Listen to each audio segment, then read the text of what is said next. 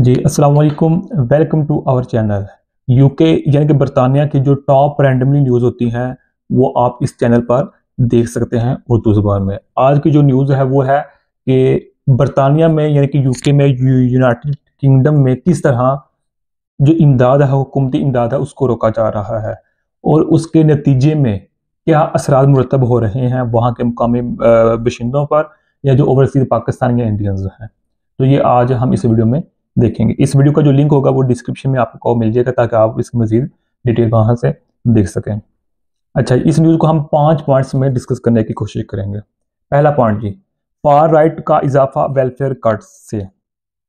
यानी कि बरतानिया की हुकूमत जो जो इमदादी कार्रवाइयाँ हैं, यानी कि जो हुकूमत की तरफ से इमदाद मिलती है मिडिल क्लास तबके को या पुअर क्लास तबके को, वो किसी न किसी बहाने से वक्फे से रोकी जा रही हैं। मेन स्ट्रीम सियासी जमातों ने जानबूझकर वेलफेयर वेलफेयर प्रोग्राम्स को कमज़ोर किया है। इस वजह से अवाम में गैर महफूज यानी कि इनसिक्योर होने का एहसास पैदा हुआ, जिसने एक्सट्रीम राइट विंग पार्टीज़ को मजबूत किया। ये मेन बहुत सबसे इम्पोर्टेंट बात है। ये जो मेन स्ट्रीम पार्टीज़ हैं इस वक्त यूके में सिर्फ दो ही हैं, एक है लेबर और दूसरी है कंजर्वेटिव।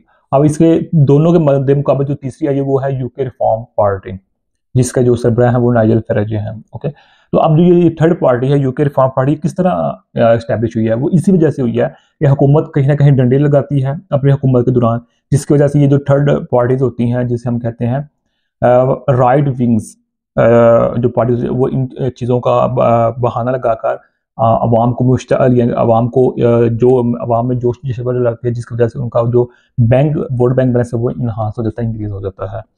तो इसकी मिसाल यही दे दी गई है। मिसाल के तौर पर जो हेल्थ केयर और अनएम्प्लॉयमेंट बेनिफिट्स जैसी ज़रूरी सहूलियात यानी कि फैसिलिटीज़ में बजट कट्स करना, जिससे आवाम को लगता है कि मुश्किल वक्त में स्टेट उनकी मदद नहीं करेगी। यानी कि हेल्थ केयर और अनएम्प्लॉयमेंट बेनिफिट्स जब ये लोगों हुकूमत नहीं देगी लोगों को, तो वहाँ के लोगों को जो काम करते हैं तो वो इनसिक्योर समझेंगे, वो यही समझेंगे कि हुकूमत हमारी मदद नहीं करना चाह रही। अच्छा जी, सेकंड पॉइंट है खतरे का एहसास, यानी कि सेंस ऑफ थ्रेट का फ़ायदा। जब लोगों को लगता है कि पब्लिक रिसोर्सेज की कमी है तो फार राइट नीटा NETA नीटा यानी कि नारा कह लें, नीटा इस मौका को इस्तेमाल करते हैं। वो ये झूठा यानी कि फाल्स नारा लगाते हैं कि ये सारी मुश्किलात दूसरे ग्रुप्स की वजह से हैं। यानी कि अब जो यूके में रिफॉर्म यूके पार्टी जो इस्टेब्लिश हुई है, इसका वो जो bank balance sorry vote bank है, वो क्यों क्यों इंक्रीज हुआ, वो किस वजह से इन्हांस हुआ, वो इसी वजह से इन्हांस हुआ है कि उसने इस इन छोटी-छोटी बातों को लेकर लोगों में एक नया बलबला या नई एक रिक्कत या नए जुमले दोहरा दिए हैं कि जो ये मौजूदा हुकूमत है, ये आपके मदद नहीं कर सकते या ये आपकी मदद नहीं करेगी। तो इस वजह से ये जो लोएस्ट पार्टीज़ होते हैं, ये हाई लेवल पर जाती हैं। अच्छा जी, नेक्स्ट थर्ड पॉइंट है यूके की मिसाल और रिफॉर्म यूके। अब एक यूएन के एक सरबराह हैं, सेक्रेटरी हैं, जिनका नाम है डी शूटर। उन्होंने यूके को इस थ्योरी की सबसे बड़ी मिसाल बताया है।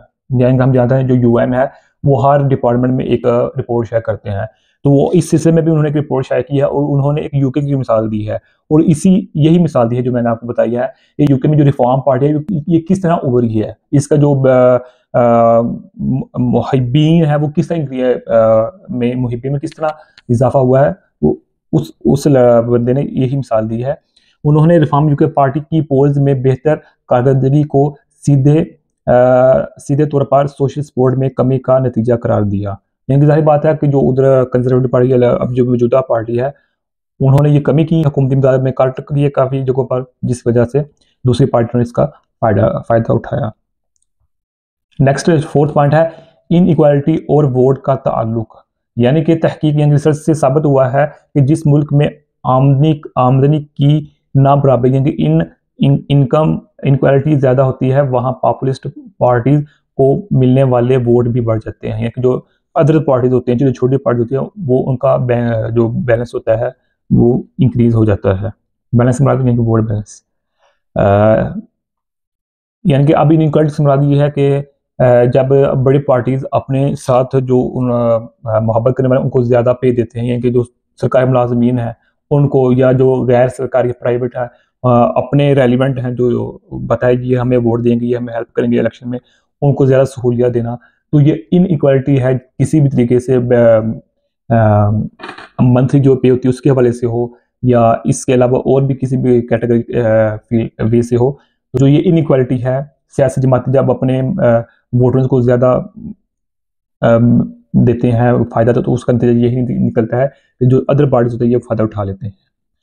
फिफ्थ और लास्ट पॉइंट ये है, वेलफेयर स्टेट ज़रूरी सरमायाकारी करे। अब हुकूमत को ये चाहिए कि वो अपने जो वोट है उसको कायम रखने के लिए, स्टेबल रखने के लिए और मज़ीद वोट हासिल करने के लिए हुकूमत को ये चाहिए कि जो हुकूमती इमदाद पहले चल रही थी, जिनको जिनको बंद किया गया, उसको दोबारा कंटिन्यू करें और मज़ीद ऐसे कोई फंड्स या स्कॉलरशिप्स या कोई तीसरा स्तर निकाला जाए कि जिससे जो आम लोग हैं, जो मिडिल क्लास है उसको भी मदद मिल सके और ये एहसास दिलाया जा सके कि ये जो हुकूमत है ये आवाम की फलाह बहबूद के लिए ही आई है।